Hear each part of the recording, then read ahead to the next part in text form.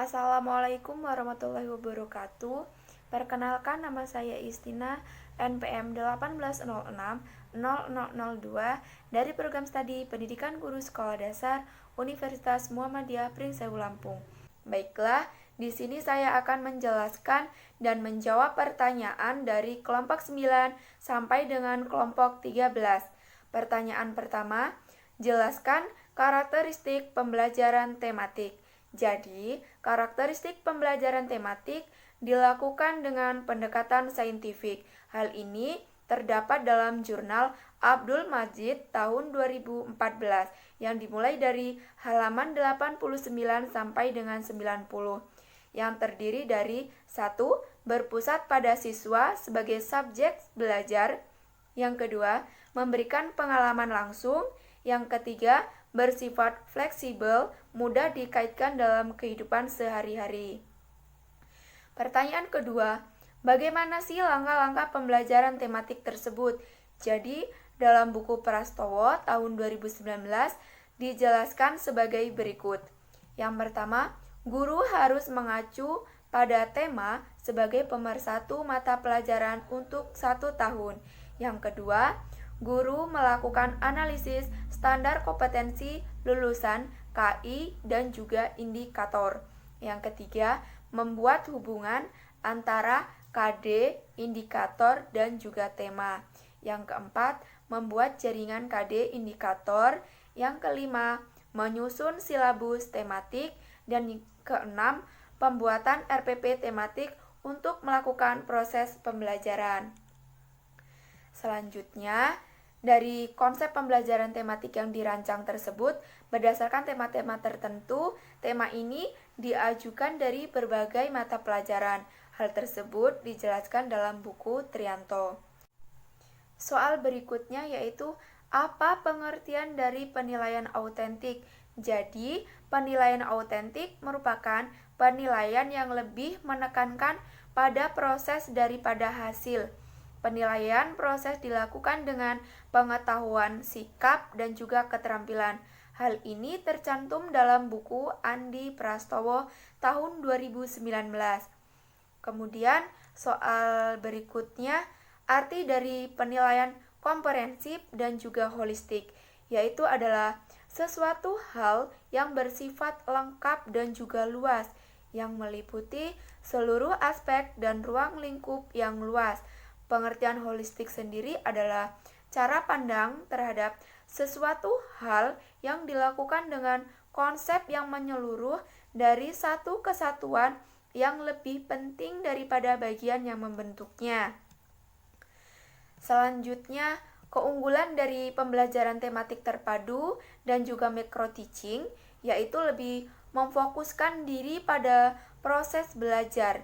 Yang kedua, menghilangkan batas semu antar bagian kurikulum dan menyediakan pendekatan yang interaktif.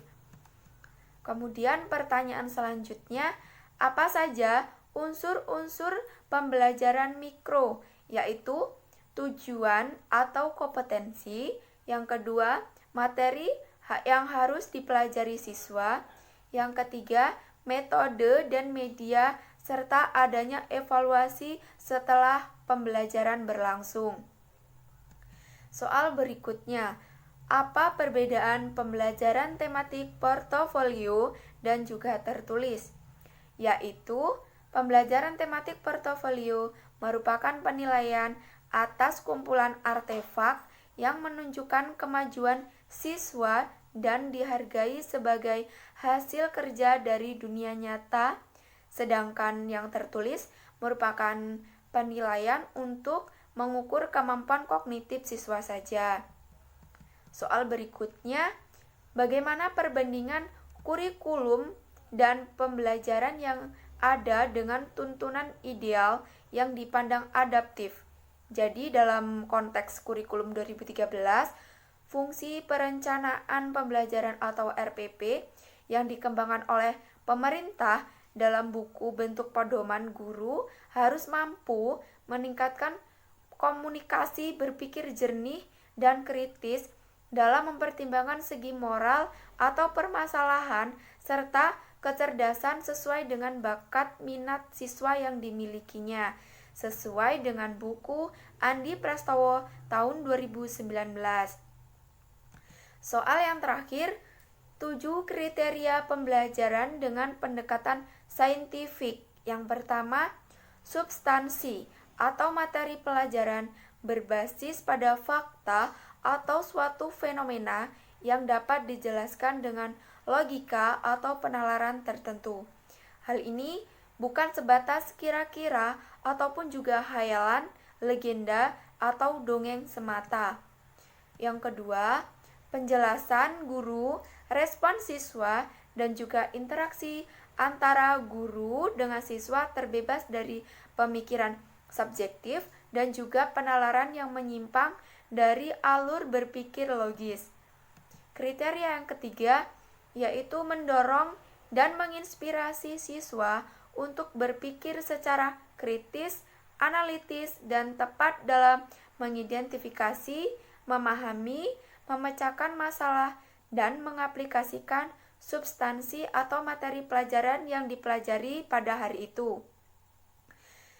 Kriteria yang keempat yaitu mendorong dan menginspirasi peserta didik dan mampu berpikir hipotetik dalam melihat perbedaan, kesamaan, dan tautan satu dengan yang lain dari substansi atau materi pembelajaran.